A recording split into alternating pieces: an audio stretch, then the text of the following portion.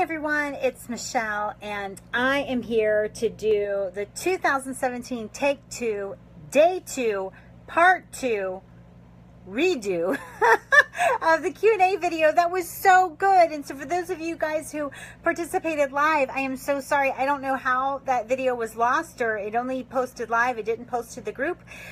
So I'm not sure what to say about that, but I do want to get this video because Day 2 was all about uncovering things that trip us up in business, that maybe keep us stalled or keep us playing small. And in Part 1, which is a written part of Day 2, we talked about how business is a really logical process, and the only problem is that it has to be carried out by emotional beings like us, right? Like, so it's funny that I'm having to redo this video right now, because when I was doing our I guess it was the Entrepreneurial Espresso, or it might have been something else I wrote today, but I talked about birds and how birds have this inner GPS system, and it teaches them, or tells them, you know, that they have to fly south for the winter, that it shows them, you know, how and when, and like they don't have a news story to watch. They're not Googling like when's the best time to fly south, and they just know. And so we have that same inner GPS system, but our world is a lot noisier. We are emotional beings. We consider a lot of stuff, and one of the things that came up over and over and over again, based on what I wrote for Day 2 of this program, was fear and overwhelm and not wanting to fail. Someone even said not wanting to get my hopes up and then fall flat. And there's so many things that kind of get in the way and trip us up, but they all a lot of times have to do with fear of maybe the unknown, or fear of failing, or fear of success, or what have you. And we'll talk a little bit more about that as the time goes on. But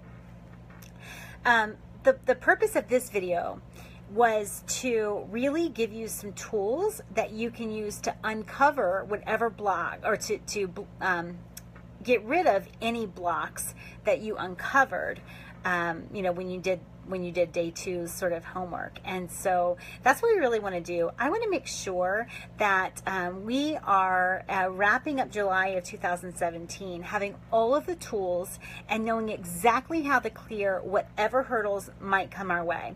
The cool thing about challenges and obstacles and all of that is that they don't typically change that much, right? They don't typically shift and ebb and flow. Like if it works on us once, you know, then we tend to fight that battle again, right? If it was able to if whatever the challenge was, if it kept us stalled for a little bit, it will likely keep us stalled again, because just the universe, I guess, isn't that creative in you know, challenging us. So anyway, my point is that we can develop tools to overcome whatever things are tripping us up, and that's exactly what I want to do right now. So I hate not having the live component. I didn't have time to like schedule this with you guys, but I did want to get the video up and make sure that you had those tools. So once you've uncovered the things that'll trip you up, the first thing is you'll notice that you've dealt with it before, right? And you've somehow maybe gotten over it, or worked around it, or whatever before. We tend to fight a lot of the same battles over and over again, and I don't want to keep us there, right? I want us to really like settle a few things, settle our fear of success, settle our fear of failure, settle our fear of being rejected. I want to deal with it kind of once and for all. And so here's what we're going to do. The first thing we want to do is really write down the things that might be tripping us up, right? Or maybe the things that we know have tripped us up, kept us delayed, kept us playing small, and emotions, situations, habits, whatever it is, right? The first step you've already done in Part 1 of this. The second step is really acknowledging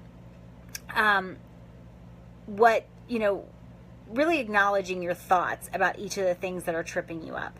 So acknowledging those thoughts and like, how do I feel about this? You know, as one example, to be totally vulnerable and authentic, you know, one of the things that has tripped me up is that I have I take pride in being a very available and committed and hands-on wife and mother, right? I take pride in that. It's who I am. It's who I want to be. It's a goal I set for myself. It's actually why this business even exists in the first place, and I'm not some cubicle dweller somewhere. And, you know, so I take pride in that. And but it also, I realized it kind of held me back. So for a while, for years actually, and it just happened yesterday with my son, but you know, for years, it's like I almost apologized for working. And I should have said things like, I get to go to work, right? I get to close the door. I get to work on my business. And instead, I apologized, not just to my kids, to my husband. I'm so sorry, like I've got to go do this work or whatever.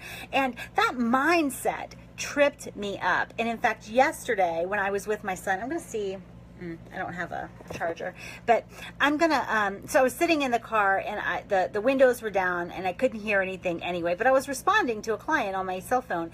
And so my son said something I didn't hear.